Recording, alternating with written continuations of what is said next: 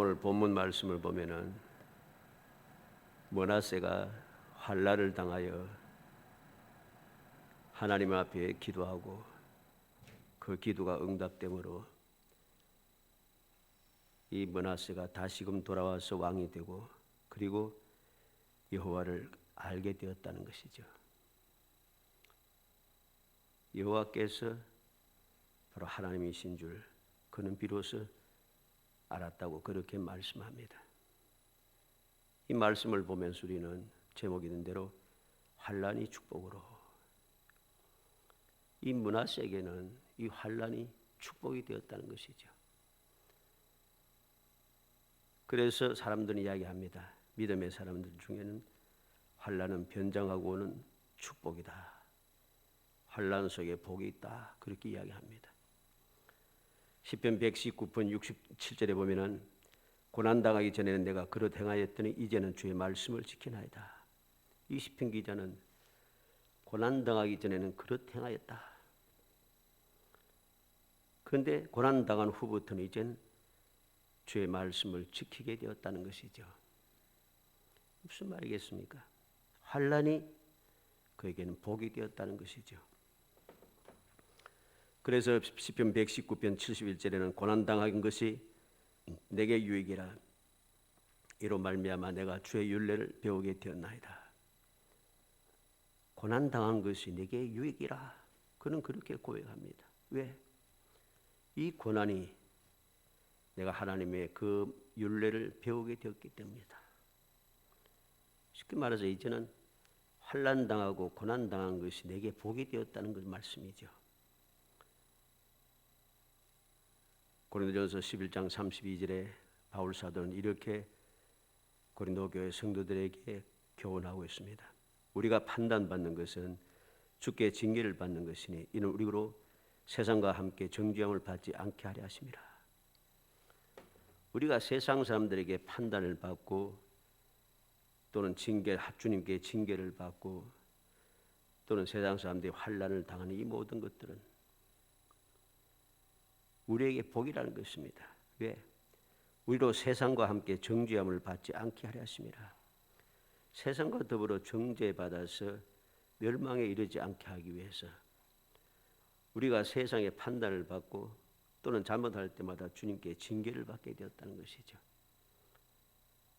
이 말씀을 통해서 우리는 무엇을 알게 되겠습니까? 믿음의 사람들에게는 세상 사람들에게 핍박을 당하든지 또는 내가 죄를 지음으로 말미암아 하나님께 징계를 받든지 모두 다 복이 된다는 것이죠. 오늘 본문 말씀은 바로 그 사실을 우리에게 그대로 확실하게 보여주고 있습니다. 10절로 11절에 보면 여호와께서 므낫세와 그의 백성에게 이르셨으나 그들이 듣지 아니하므로 여호와께서 아수르 왕의 군대의 지휘관들이 와서 치게 하심에 그들이 므낫세를 사로잡고 쇠사슬을 결박하여 바벨론으로 끌고 간지라.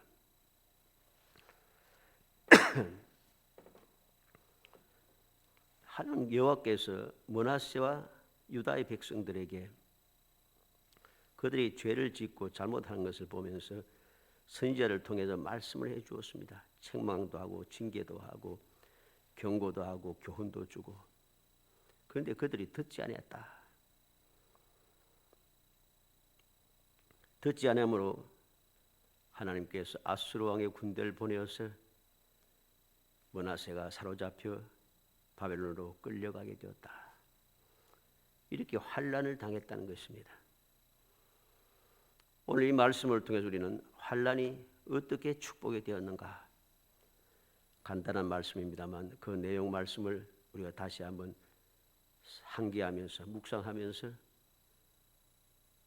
환난도 축복이 되게 하는 하나님의 극진하신 그 사랑, 하나님의 그 긍휼하신 은총, 변함없으신 하나님의 사랑, 그것을 우리의 마음속에 새기고 이 므낫세처럼 하나님께서 여호와께서 하나님이신 줄 깨닫는 그런 기회, 즉 환난도 복이 되게 하는 기회를 삼는, 그러지 않고 반대로 아주 마음이 완악해져서 하나님께서는 이렇게 죄를 지었는데도 이렇게 기회를 주신다 하고서는 죄를 계속해서 범하는 고범죄를 범하여 영원한 멸망에 빠지는 어리석고 완악한 사람이 아니라 므낫세처럼 깨닫고 하나님을 굳게 믿으며 믿음을 회복하고 하나님께 주신 기회를 내게 축복으로 삼아서 끝까지 이어가는 그런 행복한 성도이 되시기를 주의 이름으로 축복합니다. 먼저 어떻게 환난이 축복이 되었는가? 첫째로 보면 여호와께 크게 겸손하여 기도했다 그랬습니다. 12절로 13절에 그가 환난을 당하여 그의 하나님 여호와께 간구하고 그의 조상들이 하나님 앞에 크게 겸손하여 기도하였으므로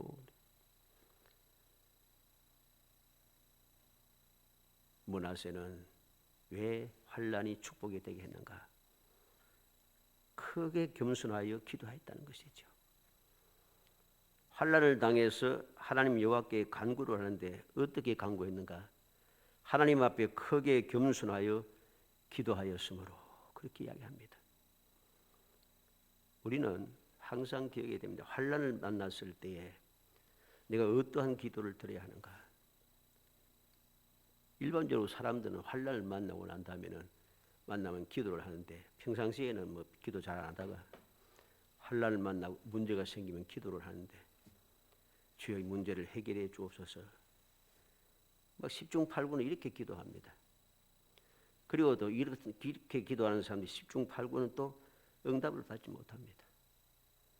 그리고 이 사람들이 대부분의 사람들이 뭐라 합니까? 기도해도 안 된다 그럽니다.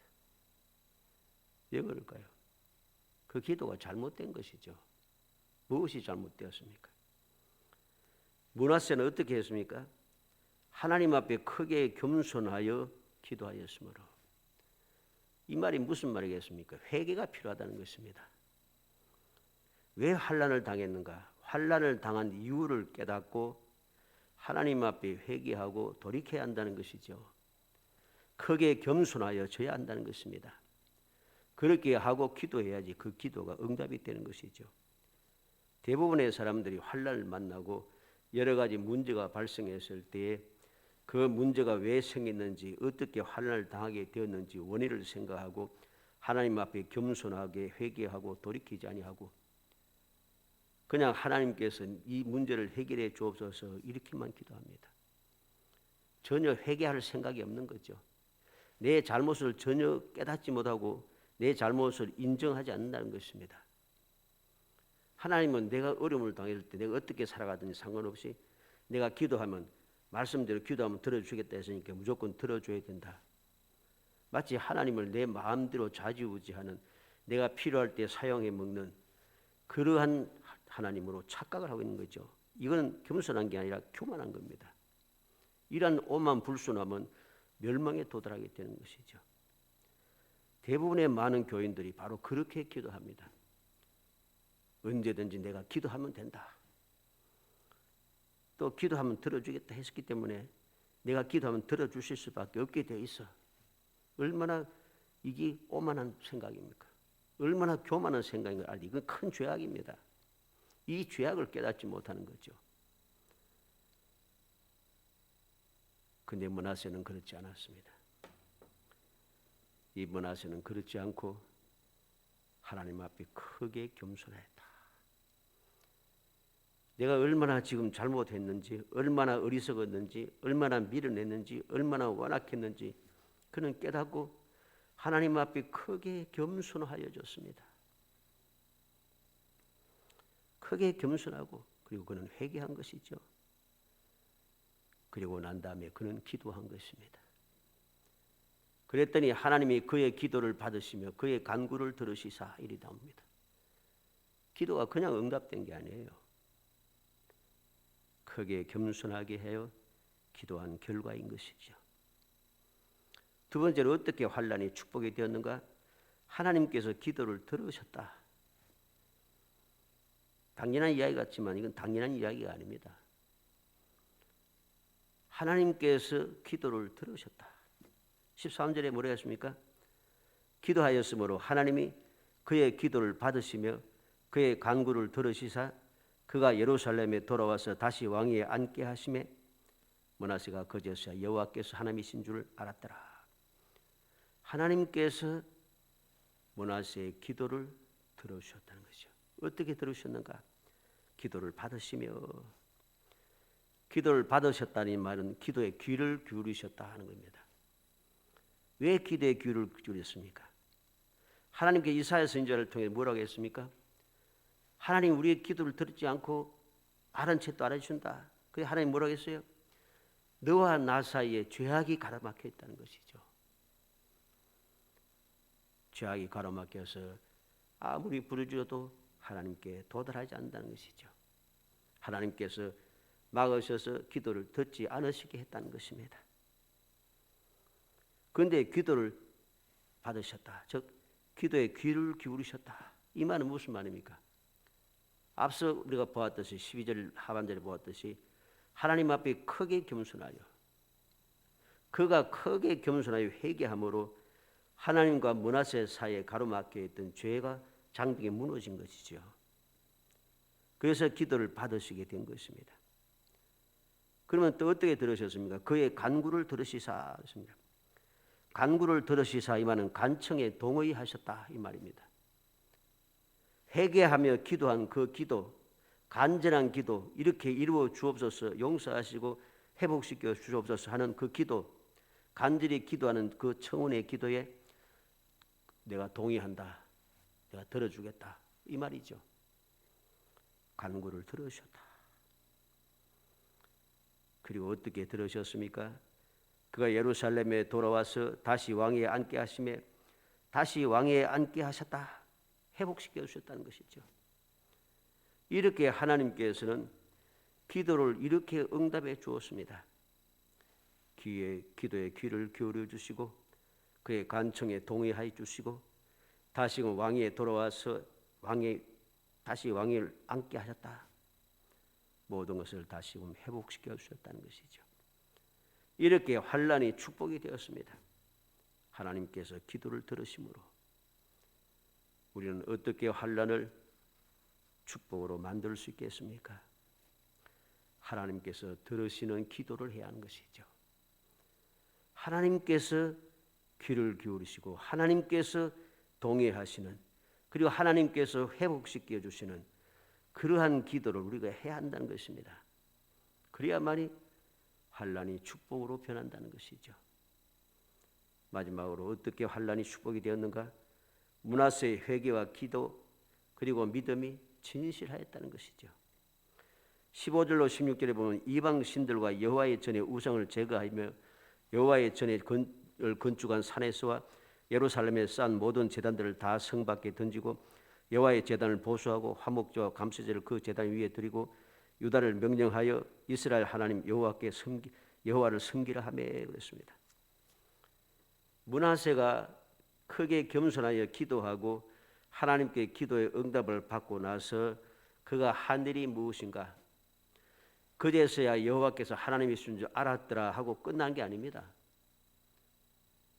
여호와께서 하나님이신 줄 알고 나서부터 아는 대로 그는 올바르게 신앙생활을 하는 거죠. 이방 신들을 성전에서 제거하고 여호와의 성전을 건축한 산, 즉 예루살렘 성이 있는 곳이죠. 예루살렘 성전이 있는 곳, 그 시온 산성, 시온 성인데 그곳에 건축한 산, 예루살렘에 쌓은 모든 제단, 모든 우상의 자들을 다 성 밖에 버려옵니다. 모든 우상의 제단들을 다 부수고 난 다음에 그냥 둔 게 아니라 완전히 끌어가서 성 밖으로 던져버립니다. 성 밖으로 다 내버립니다. 흔적도 없이 제거했다는 것이죠. 그리고 흔적만 제거한다고, 우상의 제단만 제거한다고 끝난 게 아닙니다. 여호와의 제단을 보수하고 하나님의 성전을 더럽혔던 그 성전을, 무너뜨렸던 성전을 다시금 회복시킨 거예요. 다시금 보수하고 화목제와 감사제를 그 제단 위에 드리고, 화목제와 감사제를 그 제단에 드렸다는 게 무슨 말입니까? 이제까지 하나님 앞에 화목제와 감사제를 이 예루살렘 성전에서 드리지 않았습니다. 그런데 그는 이제부터 이곳에서 하나님께서 명하신 대로 하나님 앞에 제단을 쌓기 시작한 것이죠. 그리고 자기 혼자서만 믿음 지킨다고 그러지 않고 유다를 명령하여 이스라엘 하나님 여호와를 섬기라 하며 모든 유다 백성들에게 하나님 여호와를 섬기도록 그렇게 명령을 내려 모든 민족들이 함께 모든 백성들이 함께 하나님을 믿고 섬기도록 그렇게 움직이기 시작한 것이죠. 그래서 므낫세의 이 회개 그리고 이 기도 그리고 이 믿음 하나님 여호와께서 하나님이신 알았다라고 하는 이 믿음 이것이 거짓이 아니라는 소리입니다. 많은 사람들은 문제가 생겨서 하나님 앞에 기도하고 하나님의 긍휼의 은총을 입어서 문제가 해결하고 나면은 처음에는 말로는 말이죠. 하나님의 은혜입니다. 하고서는 이게 오래가지 않아요. 몇 번 하나님의 은혜입니다 하다고는 어느 정도 안에는 교만해지기 시작합니다. 내가 능력이 있고 내가 재주가 있고 내가 아는 사람도 있고 내가 방법을 깨달았고 내가 그것을 알아가지고서는 어떻게 했고 하나님의 은혜는 사라지고 그때부터 내 능력이 나타나기 시작하는 거죠. 이것은 올바른 회개도 아니고 기도도 아니고 믿음도 아니란 것입니다. 그렇게 한 사람들은 항상 보면은 돌이킬 수 없는 자리에 빠져들게 되어 있습니다. 왜? 변망덕하고 교만한 그 자들은 결국 믿음을 회복할 수 없기 때문이죠. 회복이 안 됩니다. 왜? 마음이 완악해져 있기 때문이죠. 하나님의 영광을 가로채기 때문이죠. 하나님의 은혜를 헛되이 받기 때문이죠. 사랑하는 성도 여러분, 우리는 므낫세가 어떻게 환난을 축복으로 만드는가 하는 것을 기억해야 됩니다. 호세아 6장 1절로 3절에 보면 오라 우리가 여호와께로 돌아가자. 여호와께서 우리를 찢으셨으나 도로 낫게 하실 것이요 우리를 치셨으나 싸매어 주실 것임이라. 여호와께서 이틀 후에 우리를 살리시며 제3일에 우리를 일으키시리니 우리가 그 앞에서 살리라. 그러므로 우리가 여호와를 알자. 힘써 여호와를 알자. 그가 나오시면 새벽빛같이 일정하니 비와 같이 땅을 적시는 늦은 비와 같이 우리에게 임하시리라. 오라 여호와께로 돌아가자. 하나님께서 다시금 회복시켜 주겠다는 것이죠. 우리를 다시 살려주시겠다는 거죠. 그럼 우리가 할 일이 무엇입니까? 여호와를 아는데 힘써 여호와를 알고 그렇게 하나님을 알고 하나님 앞에 나아갈 때에 하나님께서 우리에게 베풀으시는 그 은혜 새벽빛같이 일정한 비와같이 땅을 적시는 늦은 비같이 우리에게 임하시는 하나님의 은혜가 임하게 된다는 것입니다. 우리는 이 말씀을 통해서 악한 므낫세도 기회가 생겼음을 봅니다. 어떻게 하나님의 긍휼의 은총을 입은 것이죠. 므낫세도 기회가 생겼다. 우리가 므낫세가 얼마나 악한지는 말씀을 통해 알지 않습니까? 므낫세가 너무 악해가지고서는 유다가 돌이킬 수 없게 되었다. 하나님의 멸망이 유다에 임하게 한 그런 악한 왕이었습니다. 그러한 악한 왕 므낫세도 환난을 축복으로 만드는 기회가 생겼습니다. 하나님의 은혜를 받았다는 것이죠. 어떤 기회가 생겼습니까? 기도할 수 있는 기회, 응답받을 수 있는 기회, 믿음을 가질 수 있는 기회. 환난을 통해서 기도하고 응답받고 믿음을 가질 수 있는 기회를 하나님께 받아서 이게 바로 축복이 된 것이죠. 우리는 이러한 관계, 이러한 모습을 신약 성경에도 보죠. 어디에서 봅니까? 예수님께 십자가에 달려 돌아가실 때 그 광경을 우리는 봅니다. 십자가 좌우에 누가 있습니까? 강도가 있어요. 흉악한 강도가 있습니다. 흉악한 강도가 있습니다.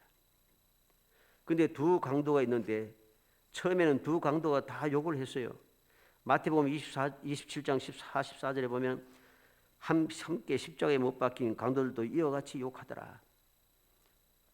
십자가 양쪽에 있는 강도들이 다 처음에는 다 욕을 했어요. 근데 누가복음 23장 34절에 보면은 예수께서 이르시되 아버지 저들을 사하여 주옵소서 자기들이 하는 것을 알지 못함이다. 예수님께서 기도하십니다. 처음에는 똑같이 기도했는데, 그런데 한 강도는 회개를 하더라. 왜 회개를 합니까? 한 강도는 예수님의 기도의 음성을 듣고서 깨닫게 된 것이죠. 기회가 생긴 것입니다. 같이 요구했는데 처음에는 저들의 죄를 사하여 주옵소서, 자기들이 하는 것을 알지 못합니다 하시는 주님의 기도를 듣고, 누가복음 23장 39절로 42절에 보면 달린 행악자 중 하나는 비방하여 이르되 내가 그리스도가 아니냐 너와 우리를 구원하라 하되, 하나는 그 사람을 꾸짖어 이르되 내가 동일한 정죄를 받고서도 하나님을 두려워하지 아니하느냐? 우리는 우리가 행한 일에 상당한 보응을 받는 것이니 이에 당연하거니와 이 사람은 행한 것은 옳지 않은 것이 없느니라 하고 이르되 예수여 당신의 나라에 임하실 때 나를 기억하소서. 처음엔 똑같이 욕을 했는데 주님의 기도를 듣고 나서 이 한편에 있는 강도는 마음이 바뀌었습니다. 오히려 욕하는 다른 편 강도를 책망하고 있습니다. 동일한 정죄를 받고 하나님을 두려워하지 않느냐? 우리는 행한 일에 상당한 보응을 받는 것이다. 우리는 십자가에 달려 죽는 것이 당연하다는 거죠. 그런데 예수님은 아니다는 것입니다. 예수님은 옳은 일만 하셨다는 거죠. 그는 어떻게 알았습니까? 주님의 기도를 통해서 깨닫게 된 것이죠. 그래서 그는 회개하고 예수님께 기도하고 있는 것입니다. 당신의 나라에 임하실 때 나를 기억하소서. 어떻게 하십니까 예수님? 43절에 보면 예수께서 이르시되 내가 진실로 내게 이르노니 오늘 내가 나와 함께 낙원에 있으리라. 완전히 바뀌어 버렸습니다.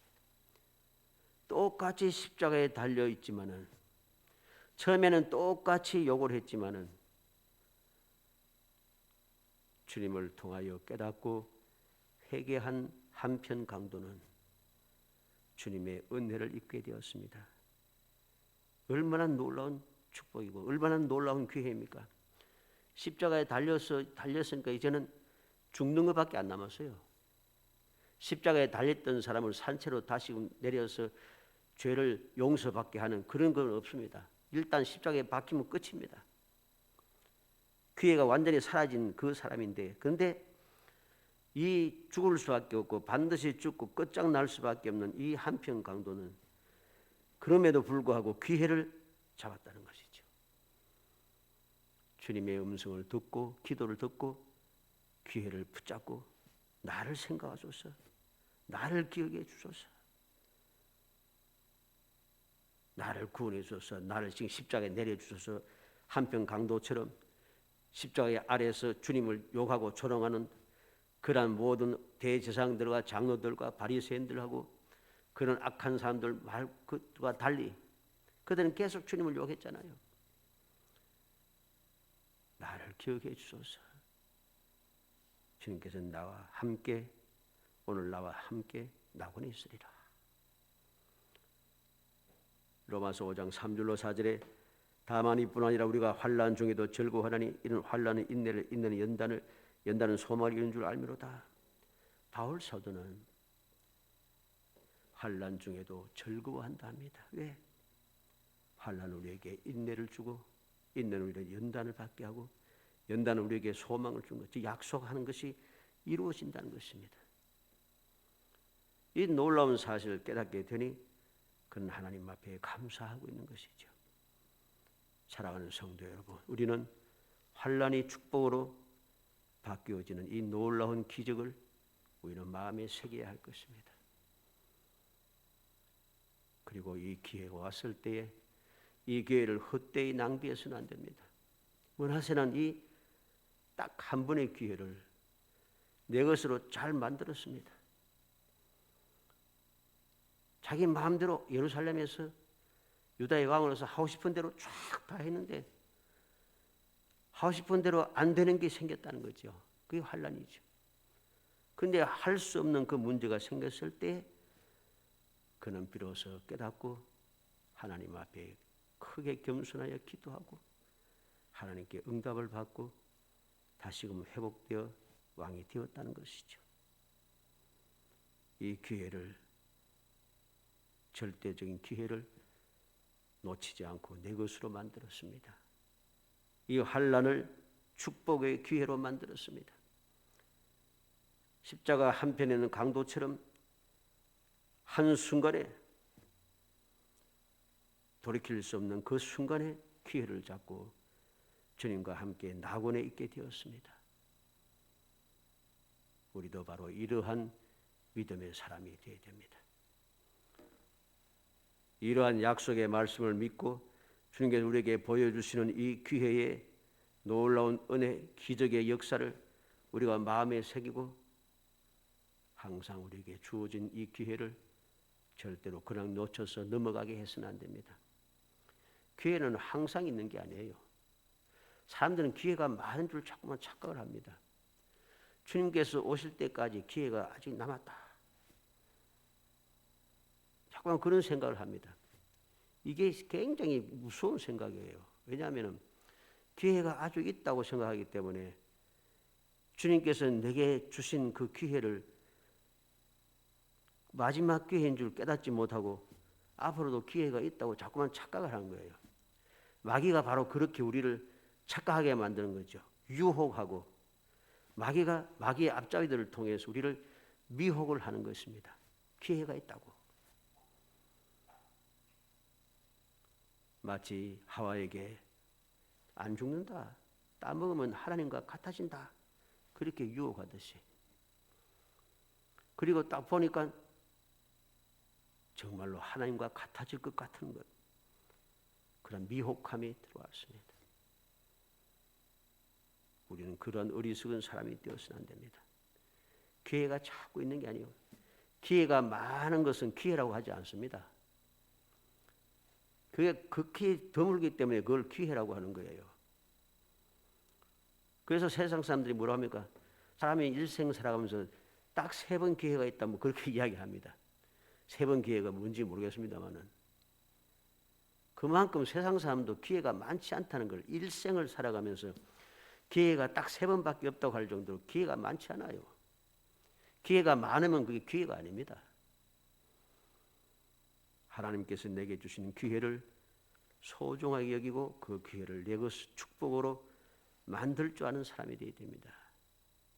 그러기 위해서는 우리는 항상 하나님의 말씀을 마음에 새기고 내가 문제가 생길 때 환난을 당할 때에 왜 환난이 왔는가 올바르게 깨달아야 됩니다. 우리는 이 말씀을 보면서 언젠가도 말씀드렸습니다만 므낫세는 어떻게 보면 불쌍한 사람이에요. 왜? 인간적으로 볼 땐 되게 억울한 사람이에요. 그런 아버지로부터 아무런 신앙교육을 받지 못했어요. 히스기야가 하나님의 말씀을 거역하고 교만하게 하다가 죽음에 이르게 되었잖아요. 그런데 하나님께서 긍휼을 엄청 베풀어서 그것을 다시 살려주어서 15년의 삶이 연장되었는데 그때 3년이 지나서 이 므낫세가 태어났습니다. 15년의 삶이 연장되었을 때 3년이 되어서 이 므낫세가 태어났어요. 왜냐하면 므낫세는 12세의 왕이 되었기 때문입니다. 12세의 왕이 되었습니다. 그런데 그는 올바른 신앙교육을 받지 못했어요. 히스기야는 하나님께서 히스기야가 그 범죄함으로 말미암아 하나님께서 진노가 유다에 임하였다고 말씀을 분명히 기록합니다. 그런데 히스기야가 뭐라 합니까? 감사합니다. 나는 환난을 보지 않으니까 감사하다. 뒤에 후손들이 어떻게 되든 상관없다는 거죠. 인간적으로 봐서는 므낫세는 참 불쌍하고 원통한 사람입니다. 그럼에도 불구하고 아마 그것 때문에 하나님께 기회를 주는지 모르겠습니다만은 므낫세는 이 한 번밖에 없는 기회를 잘 만들어 축복으로 만들었습니다. 비로소 그런 축복으로 만들어서 모든 것을 회복하고 여호와를 하나님이신 줄 아는 그러한 삶으로 삶을 마감한 것이죠. 우리는 바로 이렇게 기회를 놓치지 않는 사람, 내가 아무것도 모른다, 능력이 없다, 뭐 이런 소리 하지 말고 항상 내가 기회가 줬을 때, 이 기회는 무슨 기회입니까? 환난을 당했을 때, 문제가 생겼을 때 이걸 기회로 삼아야 됩니다. 한 번밖에 없는 절대적인 기회다고 하는 그 사실을 우리가 깨닫고 그 기회를 내 것으로 만들어 축복으로 만드는 그런 놀라운 은혜를 누려야 하는 것이죠. 어찌하든지 우리 모든 성도들이 이 험악한 세상 살아가는 동안에 어리석은 생각에 빠져서 앞으로 기회가 많고 나는 예수 믿기 때문에 나는 반드시 구원받는다고 하는 마귀의 게임에 빠져서 예수 믿는다고 나 혼자 착각하는 사람이 아니라, 내가 예수 믿는다고 믿는 게 아니에요. 하나님께서 믿는다고 인정을 해야죠. 하나님께서는 믿음을 인정하지 않는데 나는 믿는다고 착각을 하는 거죠. 하나님의 말씀대로 살지도 않고 하나님의 영광을 위해 살지도 않고 하나님께 충성도 하지 않으면서 내가 하나님을 믿는다, 예수를 믿는다, 주님 가신 길을 가지도 아니하고 주님의 명령에 순종하지도 않고 주님을 닮지도 아니하면서 나는 예수의 제자라. 이게 뭐 제자가 된다고, 내가 제자란다 제자입니까? 아닙니다. 주님께서 인정해야죠. 모든 판단의 기준은 내가 아니고 하나님께서 하는 겁니다. 하나님께서 볼 때 예수 믿는 사람, 주님께서 볼 때 나의 제자, 이래 돼야 되죠. 그렇게 될 때 비로소 우리는 기회를 놓치지 않고 기회를 내 것으로 만들 수 있습니다. 우리는 베드로도 기회를 내 것으로 만들었습니다. 가룟 유다는 기회를 내 것으로 만들지 못했습니다. 그리고 그는 자살했죠. 그런데 베드로는 주님 주신 기회를 온전하게 내 것으로 만들어 모든 것을 회복할 수 있었던 것이죠. 어찌하든지 주님께서 내게 주신 그 기회, 그 놀라운 축복의 기회를 헛되이 낭비하지 않고 그 기회를 소중하게 사용하여서 문하세처럼 하나님의 귀한 은혜를 누리는 기적의 삶을 살아가는 십자가의 우편의 강도처럼 그 기가 막힌 순간을 주님과 함께 낙원에 있게 된 축복의 기회를 내 것으로 만들어가는 정말 지혜롭고 그리고 행복하고 무엇보다 주님의 은총을 받는 복된 성도 되시기를 주의 이름으로 축복합니다.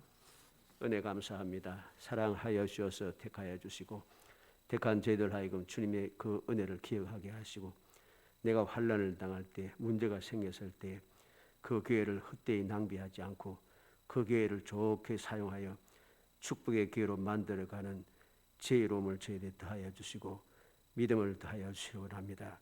용기를 더하여 주시기 원합니다. 깨닫게 하여 주시기 원합니다. 그리하여 이 험악한 세상에 진정한 기적을 체험하게 하시고 그 기회를 내 것으로 만들었다고 모든 사람이 담대히 외치며 하나님께 영광을 돌리는 거룩한 신앙생활을 이어갈 수 있도록 은총을 베풀어 주옵소서. 예수님의 이름으로 기도합니다. 아멘.